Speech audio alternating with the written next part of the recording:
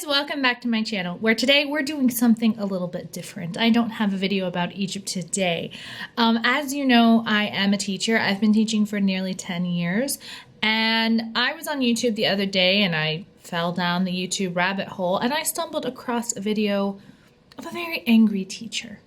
And I wanted to reach out to them. Some of them I wanted to reach out and just hug them because I know how students can just push you. But some of them I was like, whoa, you really shouldn't be doing that. Man, you really shouldn't be doing that. Holy crap, let's get the police. Like, there are things I was shocked with. So I thought that I would react to some more videos for you, and let's just see what we can do. All right, play.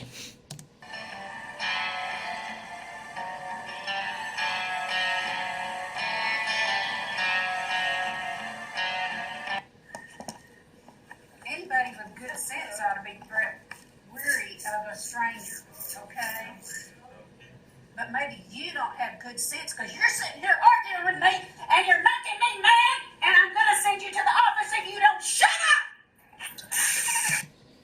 up! Okay, I know. The guy is goading her, but listen, whenever you're at that point where you're yelling, you've lost. You've lost the battle. They won. Okay, they got you to where they got you to the breaking edge, and that's what, you know. And this is a high school student. I did my student teaching because my original license is actually teaching high school. I did it in 10th and 12th grade, and definitely they can push you, and they're looking to push you. But especially since she like got right up in his face, like, you don't know what this kid is going to do. What if he were to hit you? You're pushing yourself closer. I mean, that's really bad. That does it.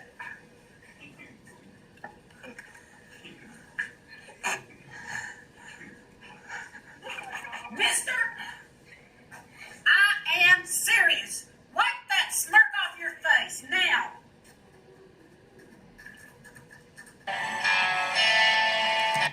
Stop. Number 6. Hope everyone had a good day today, students. You are nice. Back early in the morning. At this time, car riders are dismissed. Car riders are dismissed. We're not dismissed yet. Okay, let's stop here. So what I see is that it's very chaotic, and the teacher's kind of just standing like, oh, I don't get it. I haven't let you go yet. And you can hear over the PA them saying car riders go to wherever. And she's like, I haven't dismissed you yet. Oh. This comes from not having a solid classroom procedure for entering and exiting. Okay, and this is something that I practice with my students for the first 6 weeks of school. That yes, there is a bell, and there's a bell schedule. There is a bell that rings and everything. But in the beginning and end, I allow you in and I let you leave. I'm gonna get you out and get you in on time, so long as you do what you're supposed to do. But if I have to hold you, I'll hold you. You know. So this comes from her just not having a solid set procedures that the kids practice continuously and that she holds them accountable for. This is why it seems so chaotic, and why she's screaming at kids who are not paying attention to her. That she's yelling and the kids are up, and then it's the end of the day. The kids are packing their bags. They're ready to get out the door, and she's still yelling at them, I have not dismissed you yet. I mean, that just reeks of someone who doesn't have set procedures. So you need to make sure that you have those procedures, and then have a follow-up when the students are not following them. Go. What? You do not talk on Mr. Larson or anybody who down to the announcement. I said it 3 times, which is no good. The purple class will come to me before they go to lunch tomorrow. Before they go to lunch tomorrow, you will come to me. If you don't show up, we'll have to get stopped for the 6th period. The car riders may go. Bus riders may not talk. No, sir, you know us. No. You manage to play around, be up and down the hall when you don't belong, and not listen to me. No, you may not go anywhere. You go to your mouth, you got a problem.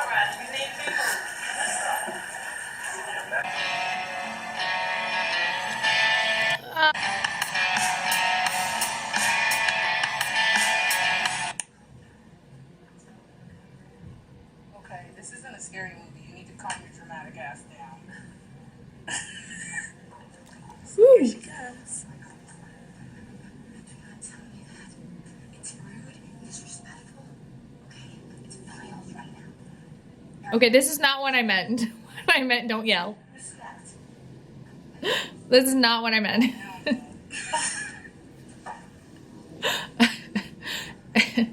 She's just replaced yelling with with dramatic body language. Like, she might as well be yelling because her body language is saying it all. Her body language is out of control. And play. Please save her though. She gonna pass out.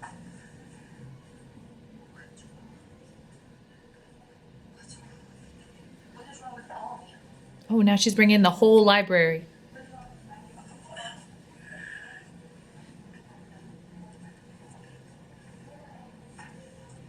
You're being louder than all of us. That's true. Am I talking like this? Please just stop talking. Ooh, that scared me a little. Well,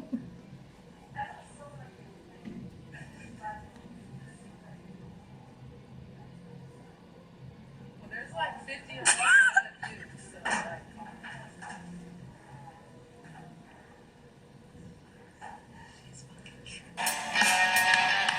like, I feel she's clearly having a bad day, but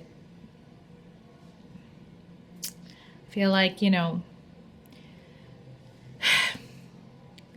you I don't even know what to say with that, because I've never seen with this sort of body language before, and it seems like she was for sure trying not to yell, and then she just totally lost it, you know.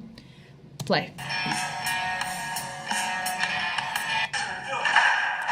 Oh, and we're in a shop.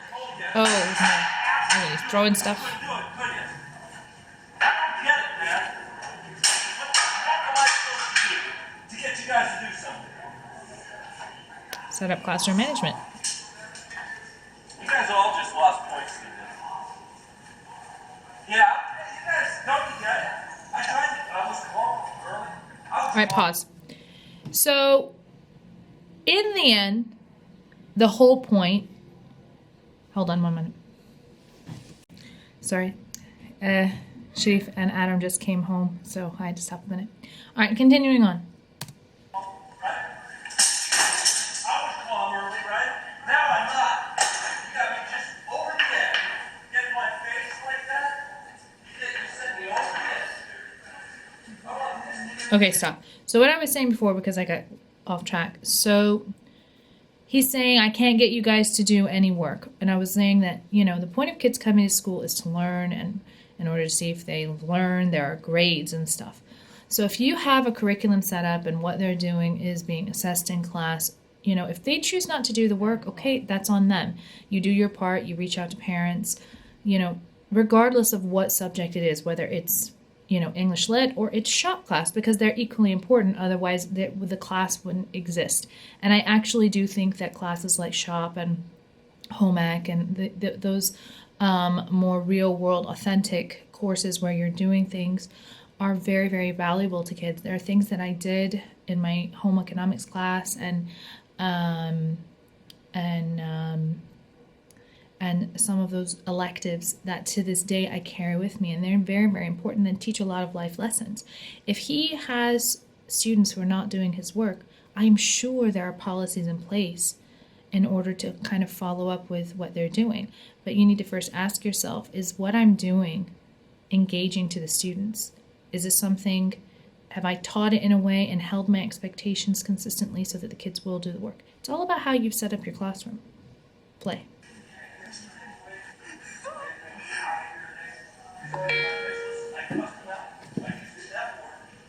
You threw one.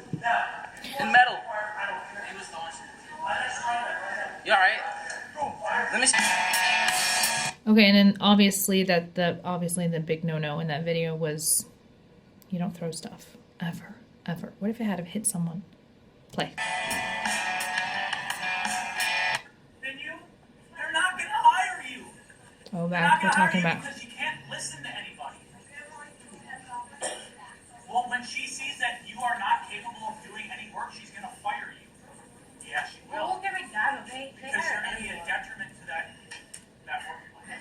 Okay, pause. This conversation never works. Ever. This conversation about when you are in the workforce, when you have a job. These look like middle schoolers, maybe at best ninth graders. They're not at that level where they're going to understand anything. I mean, yes, okay, you can talk about it and connect it, but I am telling you, you are not going to move forward or make a point with this whole job argument. It just doesn't work. Find another route. You have to connect it to what they know in front of them. And this is through authentic tasks. And this gets back to, again, moving away from the lecture format. Play. No, you want to bet? McDonald's doesn't just hire anybody. No. And then saying something, and then you're saying something that we all know is false. Play. McDonald's has standards that you have to meet. If you Really? can't even make it to 6th grade, they're not going to hire you at McDonald's. Oh, he's in 6th grade. Oh no. Yeah, they're too young. Subduction process. Subduct means to move under. Eric, turn around. Melanie. Okay, pause. So first things first is I do not start speaking until I have 100% of the attention of the entire room. I am not going to talk over anyone. And if I have to sit there for 10 minutes waiting for everybody to get quiet, okay, that's what we're going to do. I am not going to talk over anyone. It's not fair to those kids who would like to be able to hear what I'm saying clearly without having someone in the background. And all of this comes back to classroom management and class procedure. If you've made it clear and you've built up this sort of system within your classroom that you will not speak until you have everybody's attention, then, you know, this is what you expect. I use the countdown method, okay? And I just practice it and drill it in with my kids. So what I do is I slowly count down, okay, 5, 4, 3. And if I'm in a good mood and I'm joking, I go like 3.5, 2, one person over here. And I joke, and it depends. But if you're in a more serious mood and the noise in the room, you're not yelling, but you're speaking loud. 5, okay, 5, 4, and then as the noise gets lower, you yourself get lower. 2, 1. And even if if you feel like you've gotten to the point where your classroom management's like on point, at one point you can go, all right, 5, and then you cannot even do anything and just go and do it non-verbally. I can do that a lot with the kids once you get your classroom management set up to a point where they're in the routine of it. But if you just randomly start doing it, no. All right, play. Pencil in hand, writing stuff down. This disruption, you're gone. That's a lot. Okay, next one, number. Once again, lecturing.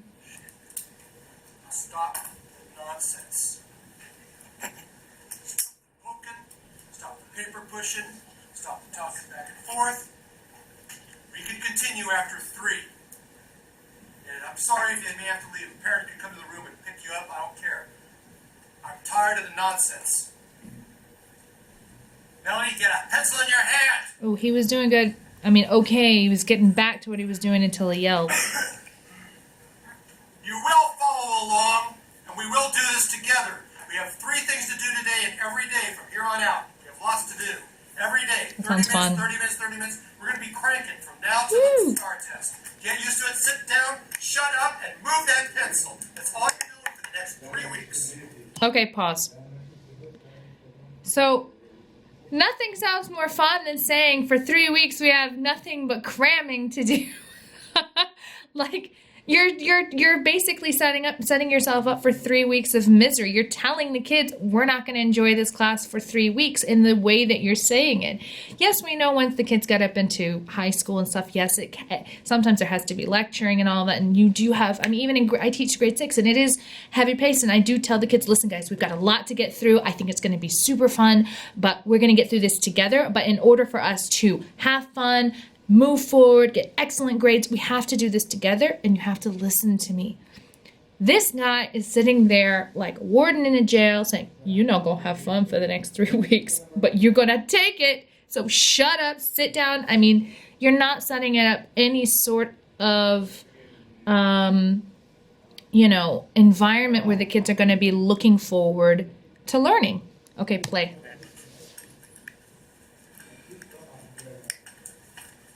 Next one. Anybody who let us disrupt, you're gonna be gone.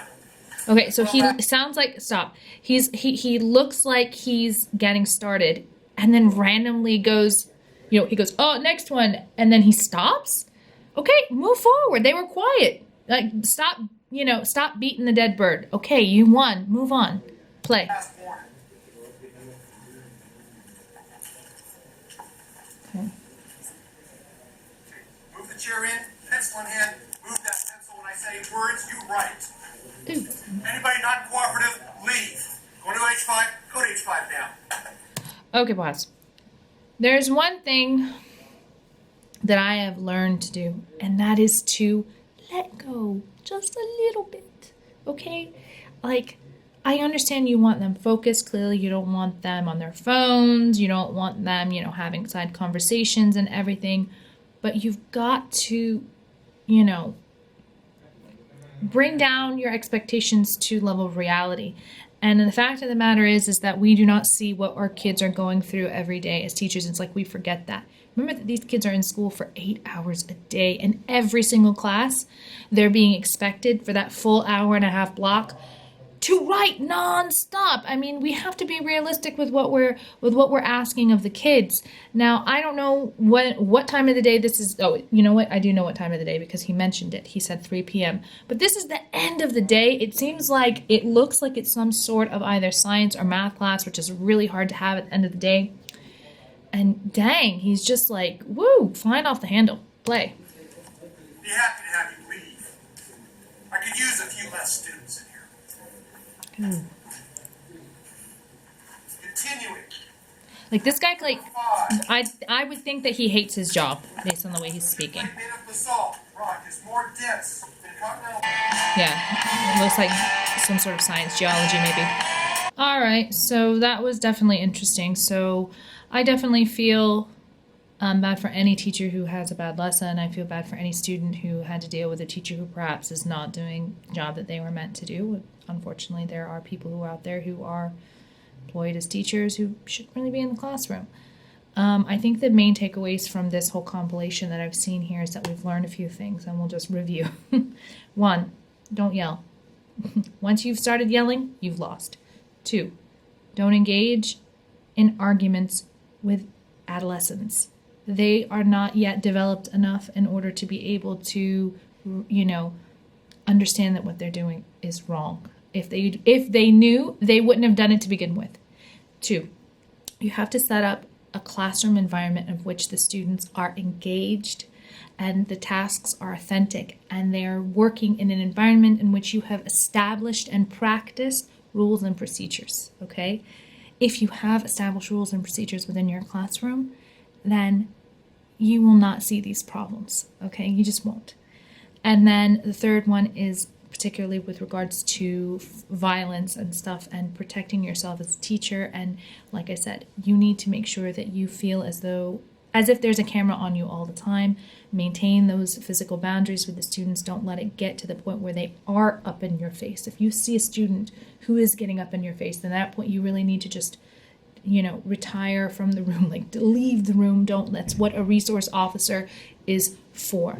So, that is just that's the main points that I want to bring up, and I hope that this video was entertaining. It's entertaining at the same time. It's quite sad. I really want to help everybody to have the best experience in the classroom as possible, whether you are the teacher or the student. I want everybody to enjoy, because generally fun. School should be fun. It should be fun, and I had a good time. Not all the time. But I had particularly good teachers when I was growing up, and I was, shout out to Miss McCall, Mr. Mike Jensen, Miss Nicodemus, these are teachers who inspired me to become a teacher, who taught me things that until this day I still live with, and they were inspirational because they kept their cool, and that classroom was their kingdom, and that's how you should think of it when you're looking at your classroom. It's your kingdom, and what you say goes. But just like any kingdom, things only run smoothly if you have laws and rules in place that are applied and consistently applied. So just moving from there, today's takeaways, just keep it cool. And I hope that we can do this again. I think I'm going to do this again. I really enjoyed it. So I'll see you guys next time. Thanks for watching. Oh, and subscribe and like and leave a comment. All right. Bye, guys.